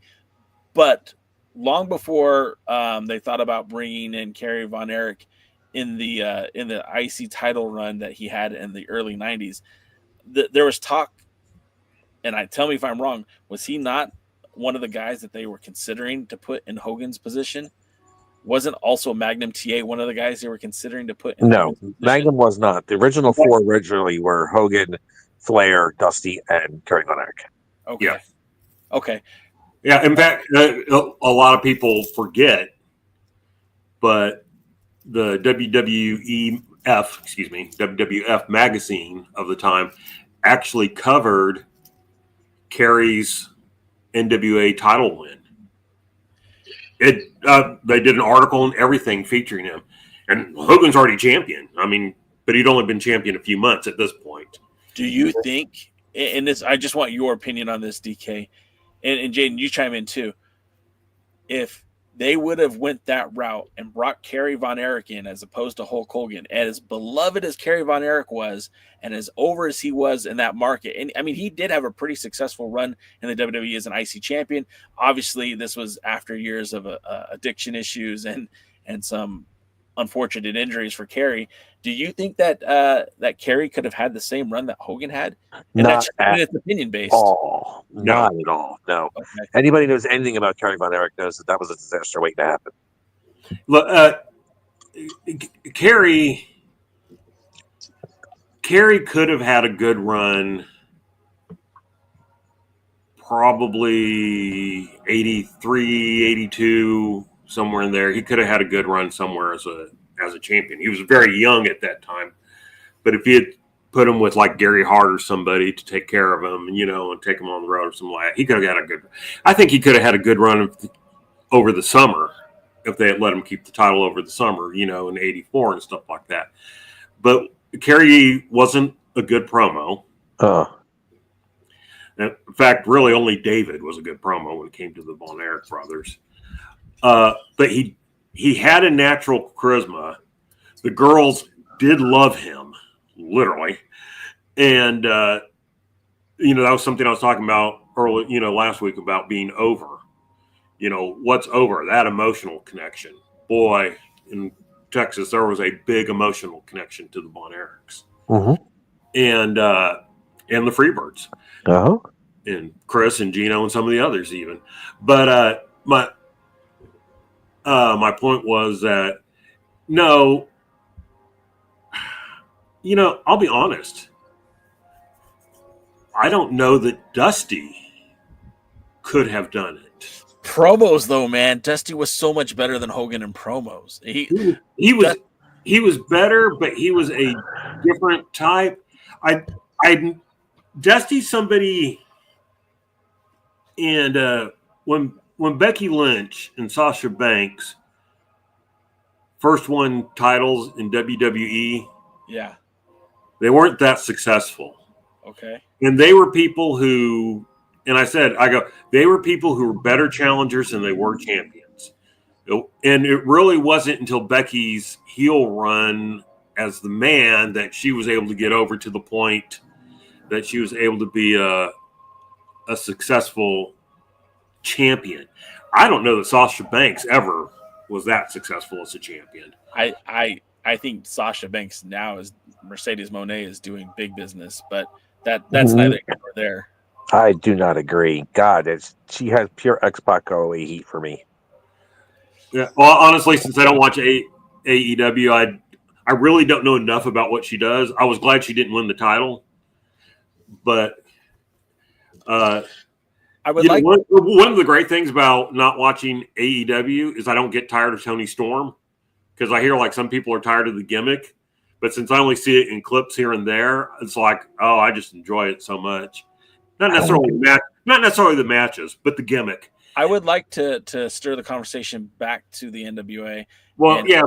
Well, and just going back to even like as, who could be champion. I mean, I think probably Hogan and Flair would have been your two biggest chances of huge success. I think that Dusty was never someone to me who worked well as a long-term champion. It was the chase. That's fair. Because we are running out of time, we got about 12 minutes left, so I want to get to this because I think it's worthy of speaking about. Overmetal says the TV belt needs to have someone who can give you 3 quality TV matches a taping. That's a worker's belt, and why is why Colby should have it. And I got to ask now. I'm going to ask both of you guys this, and I'm going to start with Jaden first because I know Jaden has kind of more of a history with Colby Corino, but father was world's heavyweight champion. Colby's been a world junior heavyweight champion for this NWA. Do you think Colby would make a good television champion? Do you think that's the direction the NWA should go? Or do you think that he's above or not worthy of the title? I have no problem with Colby winning the TV title. I think he's a little too jacked up right now, and I definitely think after seeing him in the 76, I think that's played a disadvantage to his smaller size instead of advantage to counteracting his smaller size. But I think he'd make a good television champion. I wouldn't argue with that at all. DK? Oh, and I wouldn't have any problem with Colby as a television champion. I mean, I wouldn't give him a 7-match run, but I would, put the title on him, let him defend it 4 or 5 times. Sure. I And again, the TV title should be like, the men's TV title should be like the women's TV title. You could probably mention 5 wrestlers, and at least 3 of them should hold it over the next 12 months. I understand why they have that best of 7, lucky 7 stipulation. I would love to see not one person get that lucky 7 stipulation in 2026. Like, let's just not get there at all. I want to see that title change hands quite a bit. Not hot shotting, but I don't have a problem with, the belt right now is currently on Brian Idol, who I don't love, but have Brian Idol lose that belt and then regain it. Have him lose it and regain it. What's wrong with him being a 3-time champion and never getting an opportunity to cash in for the world title? Well, and one of the things about that, when it was first announced, the idea behind it wasn't supposed to be easy. Yeah. But we've had too many people get the lucky 7. Yeah. And that somebody like, I'm sorry, Matthew, but that somebody like Carson got a lucky 7. The way they booked it was ridiculous. Yeah. And again, they could have booked, if they wanted to give Carson a title match, they could have booked that lucky 7 a lot different.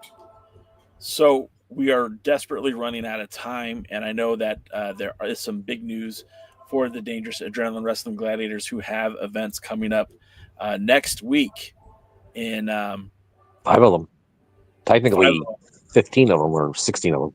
and because you'll be part of the production for that, I'm sure you won't be making next week's Alliance Guys podcast, Jaden. Maybe not. Depends on timing. Okay, well let's go over some of the matches if you can announce some of them, because I know a full I have no idea. I know the World Wrestling Grand Prix Women's Championship will be on the line on Thursday and Friday. I know the World Wrestling Grand Prix Heavyweight Championship is on Wednesday. I guess I wish I had this in front of me. The Dog Championship's on Sunday. The Dog Tag Team Championship's on Saturday. I think that's 5 days. So assuming they're still the champions, because they were defending multiple times, at least twice for each one of the champions. We may see multiple champions come out of this, where we may see none. I don't know. But it's going to be a great card. There's going to be 3 matches on Wednesday. I'm sorry, 3 2-match cards on Wednesday, 3 2-match cards on Thursday, 3 2-match cards on Friday, 4 2-match cards on Saturday, and then 3 2-match cards on Sunday. So you get to see a lot of chances to see dog wrestling, different wrestlers, different days. And you should come check it out. That's the 23rd, 24th, 25th, 26th, and 27th of July at the Monmouth Fairgrounds, the 50th anniversary. And that's in Freehold, New Jersey, because New Jersey's weird when it comes to their towns, where there's a Monmouth County and there's a Monmouth Township, but the Monmouth County Fair is in Freehold.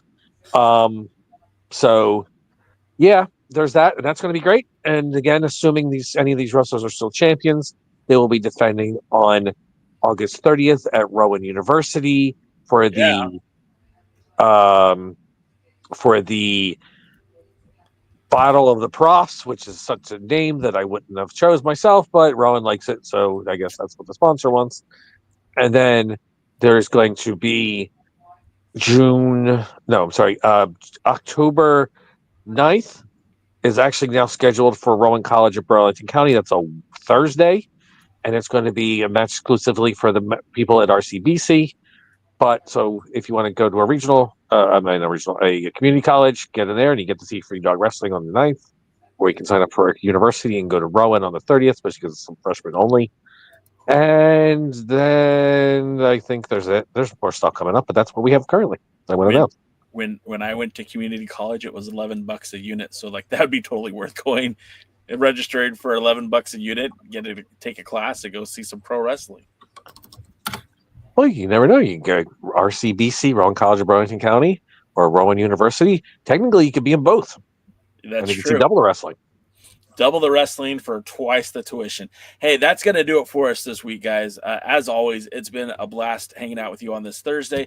Unfortunately, because there was no power this week, we just kind of winged it, and I think that's probably what we're going to be doing next Thursday as well. So if you guys have some topics you want to talk about, leave them in the comments after this video so that we could, maybe we'll dive into some of the topics that you guys want us to talk about, because next week it's going to be essentially a free-for-all. Back in the old days, that's what we do when we didn't have a guest, is we just did a free-for-all. So we'll be doing that next Thursday. I hope you will join us there right here on Kick, Twitch, or YouTube, as we go live and talk about the NWA and pro wrestling in general.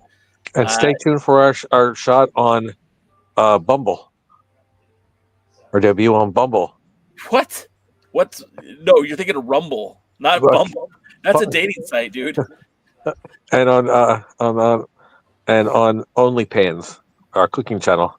Yeah, cooking. That'll be DK's show. No, that'll be your show. You're the one with the cooking credentials. Yes. All right. And so until next time, we'll see you guys at the matches. Buy some shirts. Thanks for joining the stream. This has been a presentation of Alliance-Wrestling.com. We genuinely appreciate your support. Would you consider subscribing so you'll never miss a future episode? I'd also like to remind you we do a live stream every Tuesday at 5 p.m. before NWA Power. You can find us on social media at The Alliance Blog. And until next time, we are The Alliance.